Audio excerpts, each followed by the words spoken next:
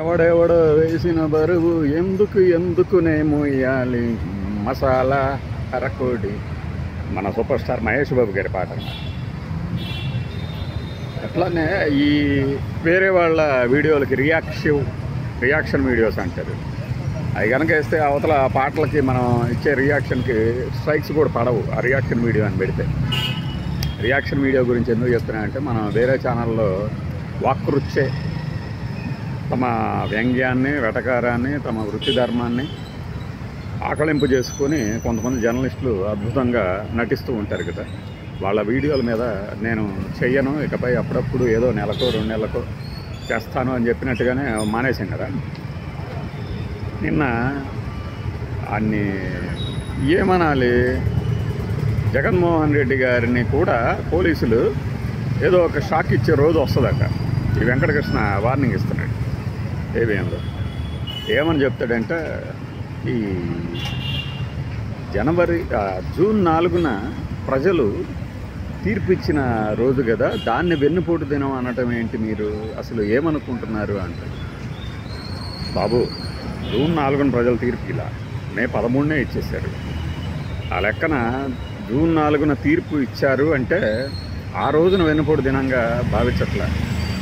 ఆ తీర్పు ఇచ్చి 1 year అయినా కూడా మీరు ఇచ్చిన హామీలను ఎందుకు నిలబెట్టుకోలేదు అని అడుగుతూ, మీరు ద్రోహం చేశారు, ప్రజలకి వెన్నుపోటు పొడిచారు అంటూ చేశారు. ఆ టైటిల్ కాకుండా వేరే టైటిల్ ఏమైనా పెడితే ఏం పెట్టాలి? ప్రతీకార దినం. ఏం ప్రతీకార దినం? ఎందుకు ప్రతీకార దినం? మనల్ని నమ్మే ఓట్లు వేసినందుకు ప్రతీకారం తీర్చుకున్నారనా ప్రతీకార దినం? ఒక్కటి కూడా ఇవ్వకుండా.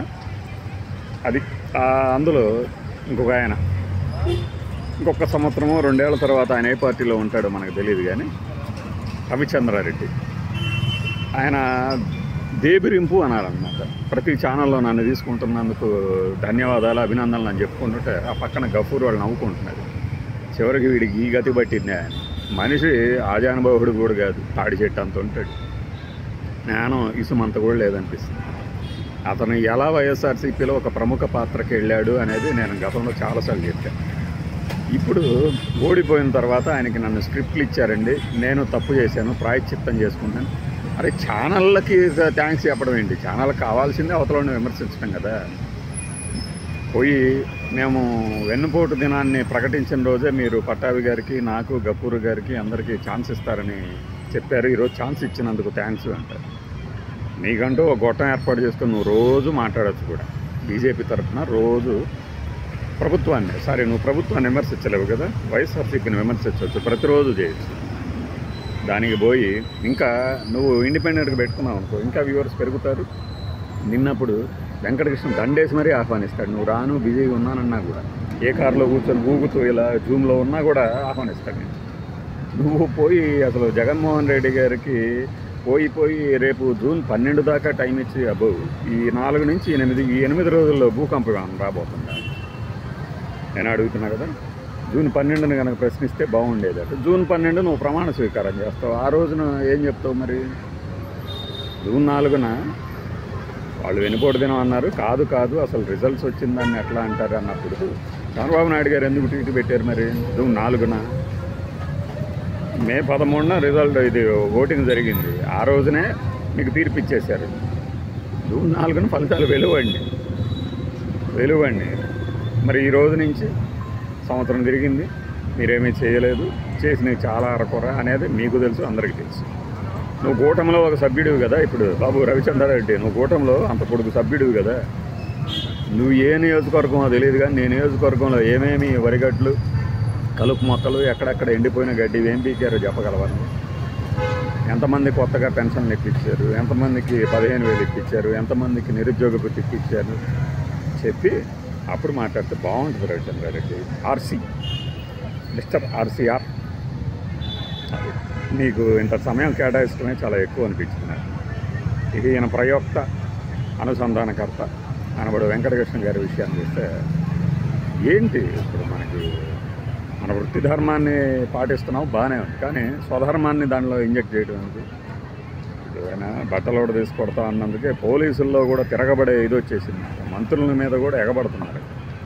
ఇదే మరి గత ప్రభుత్వం హయాంలో మంత్రులు చంద్రబాబు నాయుడు గారు కానీ మిగతా వాళ్ళ మీద కానీ పవన్ కళ్యాణ్ ఓపెన్ టాప్ మీద ఉంటే పక్కన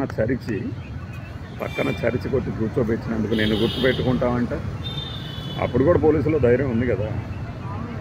అంటే ప్రతి ఇన్సిడెంట్ని అబ్బో భలే వచ్చేసింది, అబ్బో పండగకి వెళ్ళారు ఎంత స్వేచ్ఛగా ఉన్నారు, దీపావళి కాల్చుకున్నారు ఎంత హాయిగా ఉన్నారు. ప్రతి నియోజకవర్గంలో నీకు 5,000 మంది అభిమానులు ఉన్నావు నువ్వు చెప్పుకున్నావని కొంతమంది అంటారు కదా. నీ 5,000 అభిమానులు ఒక 50 మందిని అడిగప్ప ఆంధ్రప్రదేశ్లో ఎలా ఉందని, బాగా ఉందా, వ్యాపారం ఉందా, ఎలా ఉందనేది అడిగి నువ్వు అప్పుడు వచ్చి చెప్పు. నీ శుద్ధ పూస అనేది మరి కొంతమంది వాడుతున్నాను నేను మాట్లాడినాను. ఇది నీ శుద్ధ మొక్క అని ఎందుకంటే అంటే చిన్నప్పుడు నల్ల బల్లాల మీద పలకల మీద శుద్ధ మొక్కలతో రాదిచ్చేవారు. కొద్దిగా తర్వాత బలపాలు వచ్చింది. శుద్ధ మొక్క గాడిది అనేది నా ఫీలింగ్. లేకపోతే జూన్ 4న ఎలా చేస్తావు అంటే జూన్ 4న కాదు ఎప్పుడు చేయాలి, నువ్వు చెప్పినప్పుడు చేయాలి. జూన్ 12 చేయాలన్నాడు కదా. జూన్ 12 ఈ 8 రోజుల్లో నువ్వు ఇచ్చేస్తావు తల్లికి వన్నీ. వచ్చే విద్యా సంవత్సరం అన్నావు, జూన్లో వచ్చే విద్యా సంవత్సరం అన్నది. ఫైనాన్షియల్ ఇయర్ కాబోలు అనుకున్నావు, అది కూడా అయిపోయింది. ఎప్పుడు ఇస్తారు? ఇచ్చిన తర్వాత ఇదిగో చూడండి, మొన్నటిదాకా అడిగారు కదా ఇచ్చామని, ఇవ్వండి ఇదిగో ఇప్పుడు ఇచ్చేసాము, ఇప్పుడేమంటారు అని కితకితలు వద్దు. 1 ఇయర్ ఎగ్గొట్టిందని దాచిపెట్టుకొని ఏం లేదు. ఆ రుణమాఫీ లాగానే ఉంటుంది. ఆ మొదటి దశలో మీరు ముందు డబ్బులు కట్టేయండి, విడతలుగా మేము వెనక్కి ఇచ్చేస్తాం. మల్టీ లెవెల్ మార్కెటింగ్ లాగే ఆయన కట్టింది ఆయనకి ఇసుకుంటూ మేము రుణమాఫీ చేపిస్తాము. అది కూడా అరకొరగా అన్నది. ఈ శకలు పడకండి. నువ్వు జూన్ 4ని కాదు జూన్ 12ని చేసుకో అని ఒక ఆయన సలహా. నువ్వు చేసుకోబ్బా. రవిచంద్రారెడ్డి అండ్ వెంకటకృష్ణ మీరు అందరూ కూర్చొని ఒక పార్టీ చేసుకో.